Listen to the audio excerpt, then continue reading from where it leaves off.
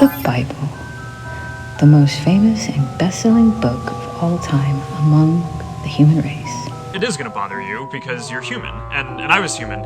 I am human, still.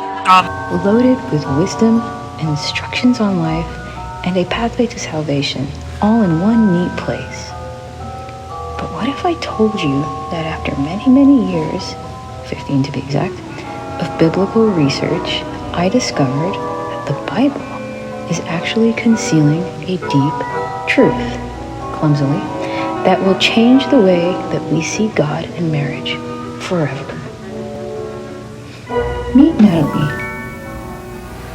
Kind of look like a Christmas elf. That's okay. A God spy living in America who risked her entire life, her love, her family, and pretty much everything to give you this truth about God right now. So I really did not want to be the person that reveals that the God of the Bible, the Father, has been forcibly divorced from the mother. What?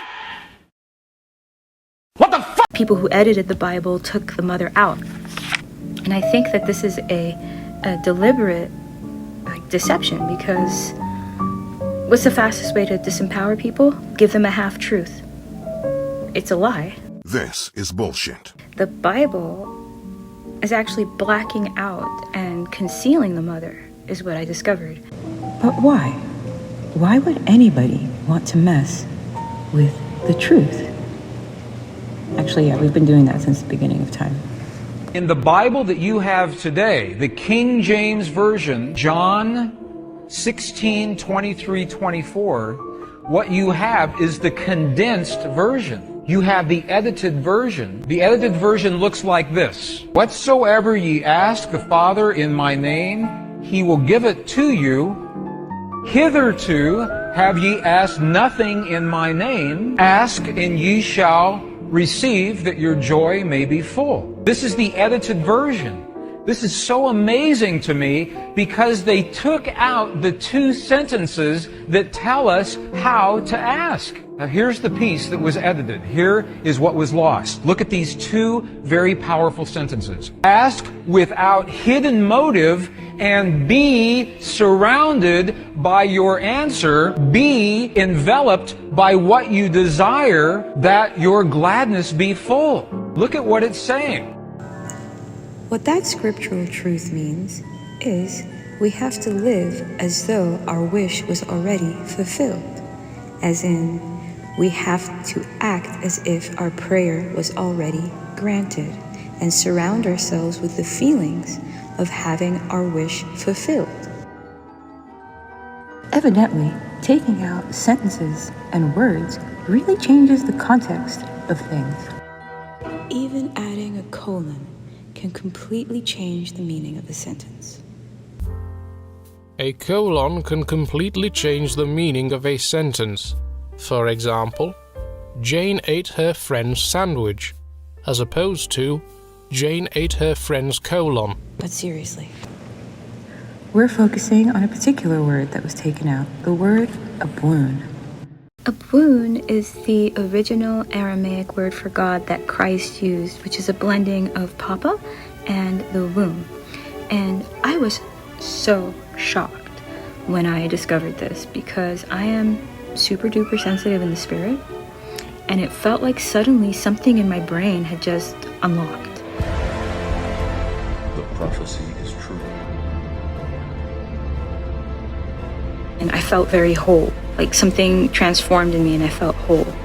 And even though it didn't seem like anything changed on the surface, because in reality, I was going through a really tough situation. I'm living in a friend's car, and I didn't have an ID, a bank account. Like, I was basically like a ghost,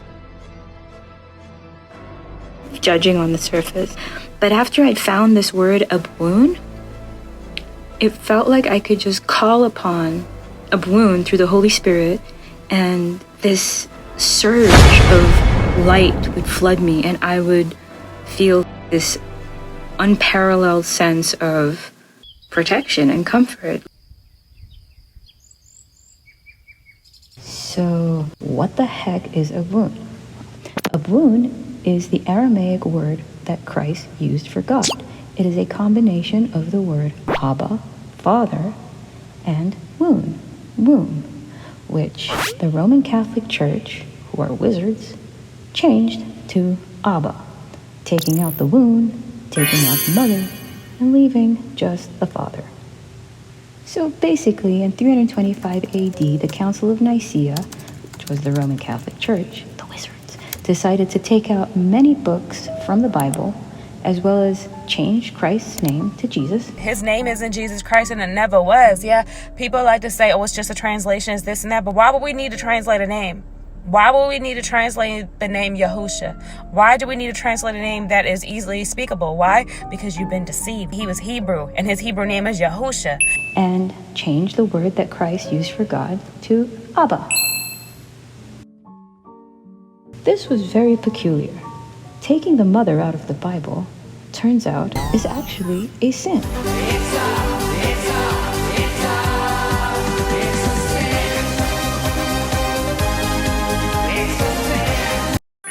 It's called the sin of omission. It's when you leave something really important out of an equation. What's amazing about this word is it really isn't about gender. It's about the electrical power behind it and the plus and the minus, right? There's a family. You got that, and that generates light. When people talk about gender and gender, it's not gender.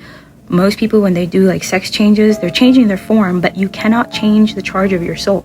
The charge of your soul, if you're born a woman, is negatively charged. The charge of your soul, if you're born a man, is positively charged. And by hooking up at the bottom, you get a light spark. Welcome to my humble chamber, or as I call it, the Love-nasium.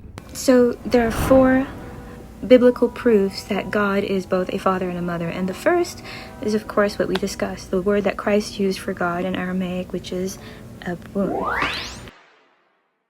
And second, we have Genesis.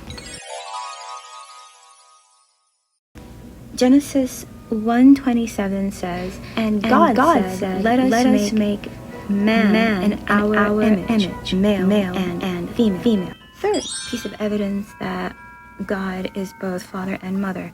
In Revelation 22:13-15, Christ says, I am the Alpha and the Omega, the first and the last, beginning and the end. And that actually sounds like the Alpha is the male, like the forward, like the A, like Adam.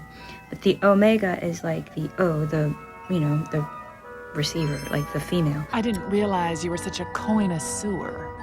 Well, I have studied abroad. Or 2. Captain, if we could speak seriously for a moment. Think of the word pattern. The word pattern, the root of the word pattern is pater, which is Latin for father. Meanwhile, mother, the root of the word mother, is actually matre in Latin, which relates to the material. The pattern with the material brings life.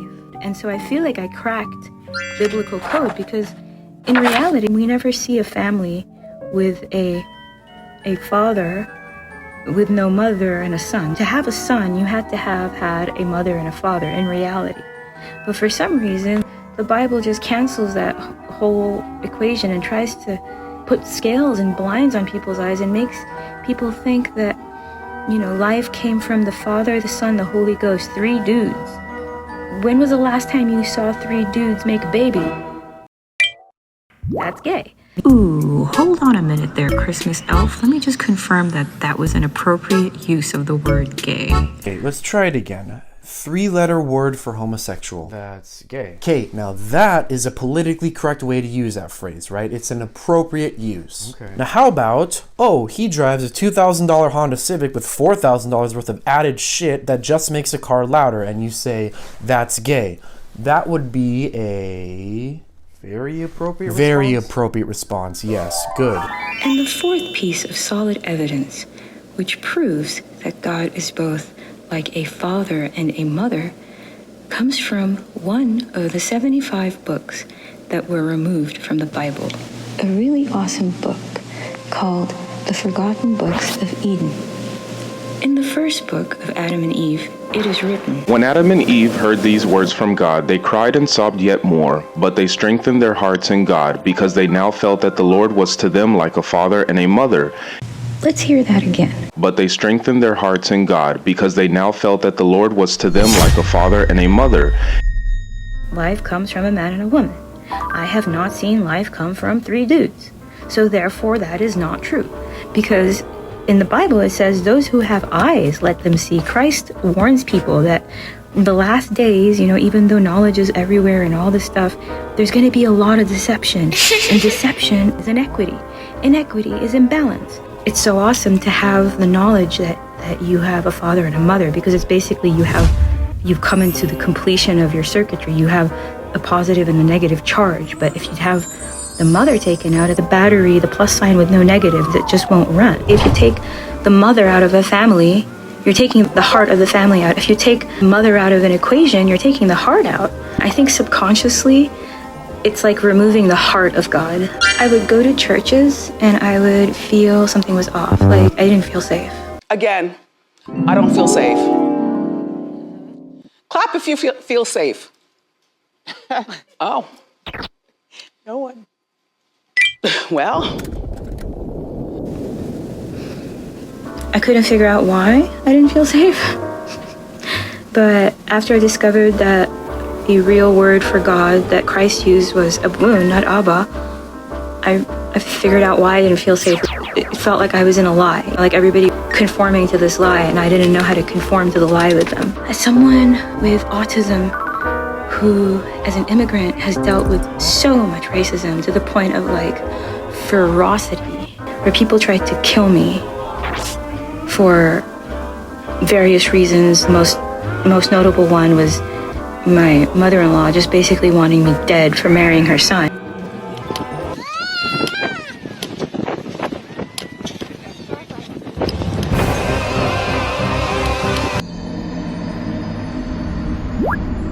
They did this because I didn't have my mom and dad around me, like because they saw that I was here like an orphan without my mom and dad. So people literally felt like they can attack me. But after I had this information about my heavenly mom and dad, I had such a strong layer of protection. That's why I am so grateful to God that I am able to give you guys this information, because it's been so difficult without it, and going to churches and feeling alienated. And I just knew in my heart that after I accepted that there was a father and a mother God through Christ who showed that to me, I had all this extra protection that I never had before in my life.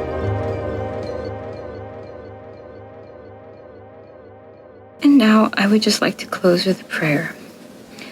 I pray for all of you, and I pray for all of humanity. I pray that Abun, the Aramaic word for God that Christ used, blesses you all with beautiful love, a holy, deep, and meaningful love relationship that lasts forever, and the power to live your greatest destiny in abundance and joy and a humble gratitude eternally. And of course, lots of amazing food and lots of cute things and lots of kitties and lots of puppies. And remember that even though things might seem like they're totally nuts on earth sometimes, that really there is an ideal place, a place where you're whole. In our imagination, we can access it, and we can go to that heavenly place where only good words and good things happen, and then we can live there and deny anything that doesn't match with that perfect reality. Until next time, thank you for watching, and bless you.